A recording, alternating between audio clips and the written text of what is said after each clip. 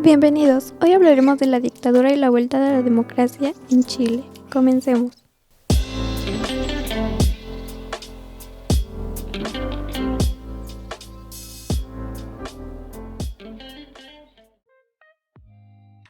Bienvenidos al podcast La dictadura de Chile, proceso a la democracia y la democracia en México, el espacio donde exploraremos y reflexionamos sobre uno de los periodos más oscuros de la historia chilena, la dictadura que marcó el país entre 1973 y 1990. Soy Ernesto Lopancho Comanzi, tu anfitrión en este viaje por los acontecimientos, las historias y las voces que definieron una época llena de desafíos y resistencia.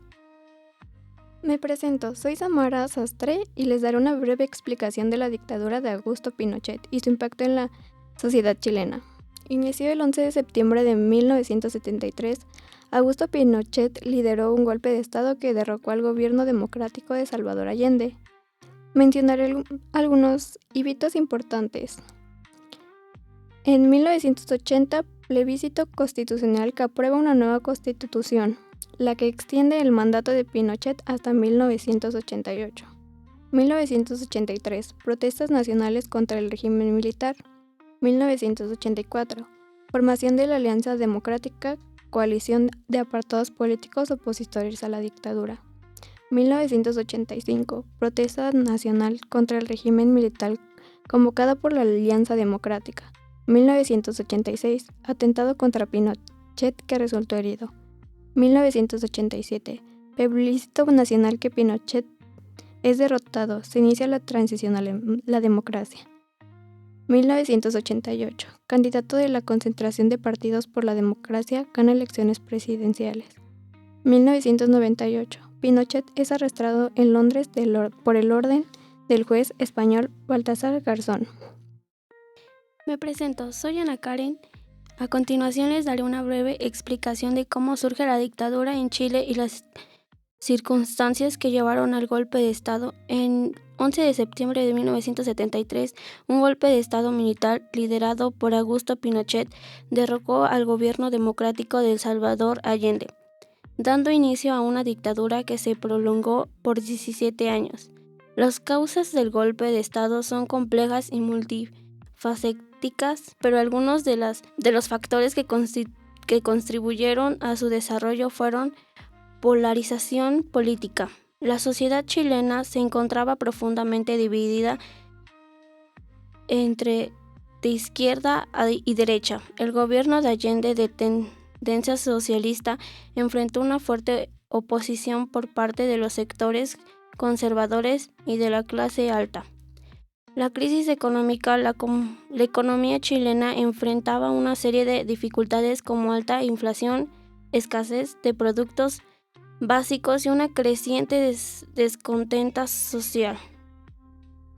Ejercía extranjera. Estados Unidos, con el golpe de Richard Nixon a la cabeza, brindó apoyo a los sectores opositores a Allende y conspiró para desestabilizar su gobierno. Debilidad institucional. Las instituciones democráticas chilenas no estaban suficientemente preparadas para enfrentar una crisis de tal magnitud. Rol de las Fuerzas Armadas. Las Fuerzas Armadas chilenas, con Pinochet a la cabeza, se habían ido distanciando del gobierno de Allende y finalmente se alzaron en armas contra él. El golpe de Estado se gestó en un contexto de profunda crisis política, económica y social. La polarización política, la ejercían extranjera y la debilidad institucional fueron algunos de los factores que facilitaron el derrocamiento del gobierno democrático. El golpe de Estado fue un impacto devastador en la sociedad chilena. Se estima que más de 3,000 personas fueron asesinadas y 40,000 fueron torturadas, y miles de personas fueron obligadas al exilio. La dictadura de Pinochet se caracterizó por la represión política, la censura, la violación de los derechos humanos y la implementación de un modelo económico neoliberal. Comenzamos con el punto de qué rumores se escuchaban acerca de lo que estaba pasando en Chile. Decimos que se hablaba poco a tal punto que hasta la misma prensa estaba intervenida. Era muy difícil el poder enterarse de qué ocurría. Muchas veces las mismas personas se enteraban de la situación a través de gente que venía del extranjero, porque las noticias se daban fuera. Igual que, como ya mencionamos, antes todos los sistemas de comunicación estaban intervenidos por el gobierno. Todo estaba bastante distorsionado, pues solo rumores existían de todos los hechos, y prácticamente se vivía en la mentira. También es importante recordar las causas y las consecuencias del golpe de Estado en Chile para comprender mejor la historia reciente del país y para evitar que se repitan los errores del pasado. El primer paso importante fue el plebiscito en 1988, en el que el pueblo chileno votó en contra de la continuidad de Pinochet en el poder. Tras la victoria del no, se inició un proceso de negociaciones entre el gobierno militar y la oposición, que culminó con la firma de los Acuerdos de la Moneda en 1989. Estos acuerdos establecieron las bases para la transición a la democracia, incluyendo la realización de elecciones libres y la reforma de la Constitución. En 1988 se celebraron las primeras elecciones presidenciales democráticas en las que participó Patricio Aylwin. Asumió una presencia en 1990 poniendo fin a la dictadura de Pinochet. El proceso de la transición a la democracia en Chile se caracterizó por la búsqueda de consenso entre los diferentes sectores políticos, el respeto a las reglas del juego democrático, la voluntad de superar el pasado y construir un futuro mejor para el país. La transición a la democracia en Chile es un ejemplo exitoso de cómo un país puede superar la dictadura y construir una democracia estable. Sin embargo, el proceso no estuvo exento de dificultades. Algunos de los desafíos que se enfrentaron durante la transición fue la herencia a la dictadura como la violación de derechos humanos. A continuación les diremos sobre lo que nos comentó el doctor Ángel Rocco, el cual entrevistamos sobre cómo era el toque de queda. Mira, para mí el toque de queda, como yo nací con el toque de queda ya existente, no era absolutamente nada extraño, ¿ya? Es decir, una de las cosas que suceden con las personas que nacimos en la dictadura es que muchas cosas que para otras personas eran muy extrañas, para nosotros era totalmente normal, ¿ya? A cierta hora tú no salías a la calle, a cierta hora quedabas libre para salir a la calle, si te pillaban, eras detenido y se acabó, ¿ya? La gente no podía salir de noche porque no se salía de noche. Entonces, tú como niño, si te dicen, mira, de noche no se sale y nadie sale, para ti es lo más normal del mundo, ¿ya? Hoy en día sería, es decir, con la pandemia, con el hecho de que no nos dejaban salir, ¿cierto? Que había toques de queda en la pandemia, la gente se espantó mucho. Porque claro, era algo anormal. Piensa que para los niños que nacieron, que si hubiese la pandemia, hubiese durado más años, hubiese habido niños que se acostumbraron a vivir siempre en sus casas encerrados. Aquí no existían las fiestas de noche, era muy poco común. La celebración de Navidad era dentro de tu casa y con tu familia, ¿ya? El año nuevo te daban permiso para ir a ver los fuegos artificiales y luego volvías a tu casa para estar con tu familia. Entonces era como todo muy personal. Entonces, y eso ha afectado mucho todavía a gran parte de la cultura nacional.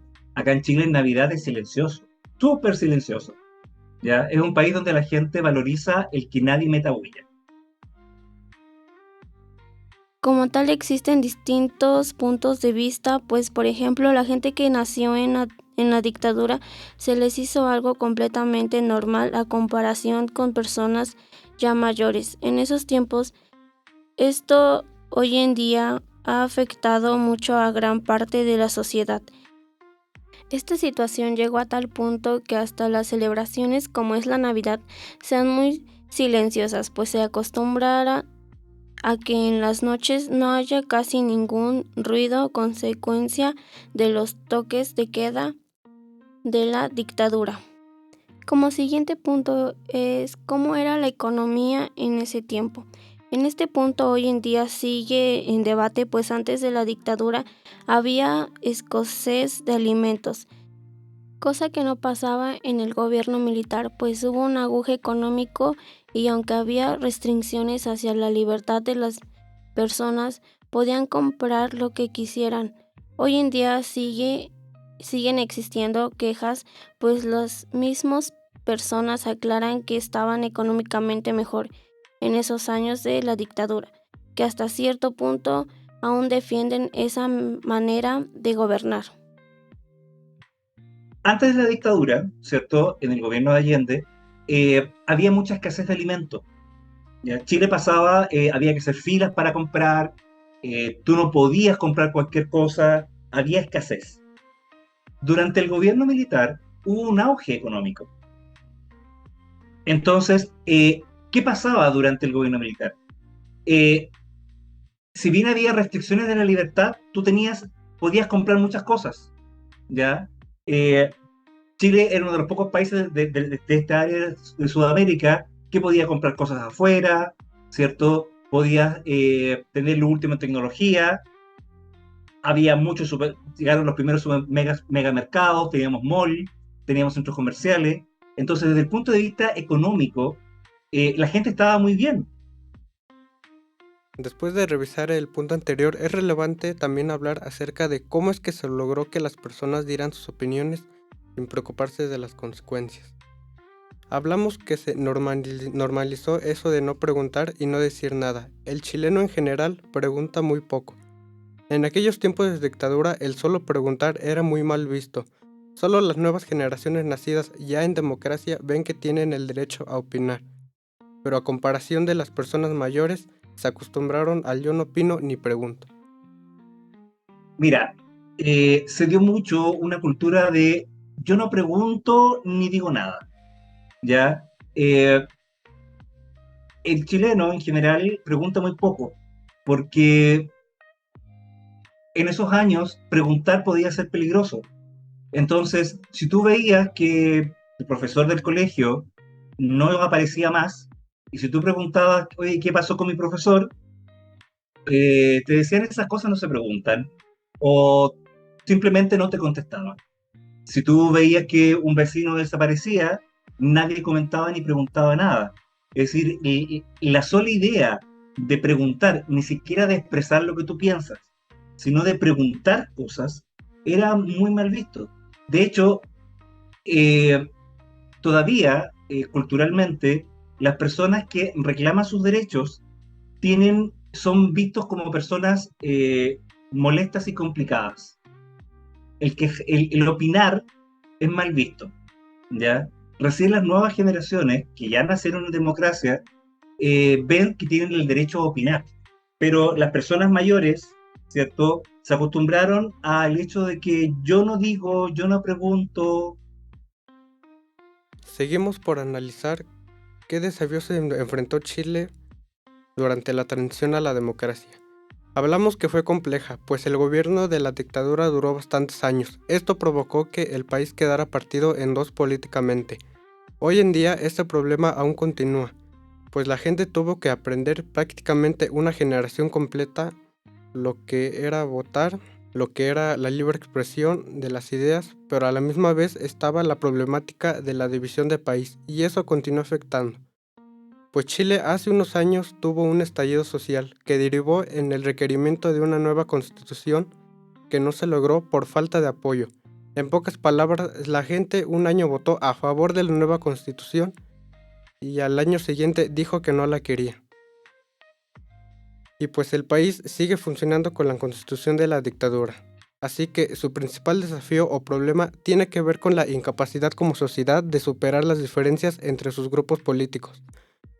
Continúan con una constitución detenida, que no responde a la realidad, pero que aún no se ha podido cambiar por no llegar a un acuerdo. Bueno, fue compleja el retorno a la democracia, porque hay que pensar que el gobierno de la dictadura duró muchos años, ¿ya? Desde el año 73 hasta el año 89, ¿cierto? Que fueron las elecciones. Y uno de los grandes desafíos que tuvo que superar Chile es que, y que todavía estamos en ese proceso, es que es un país que quedó literalmente partido en dos políticamente. Por lo general, las diferencias entre los partidos de derecha e izquierda, ¿cierto? En todas las elecciones, en todas las votaciones, las diferencias son por márgenes porcentuales muy bajos. ¿Qué implica? Que como país, en la toma de decisiones siempre ha sido extremadamente compleja.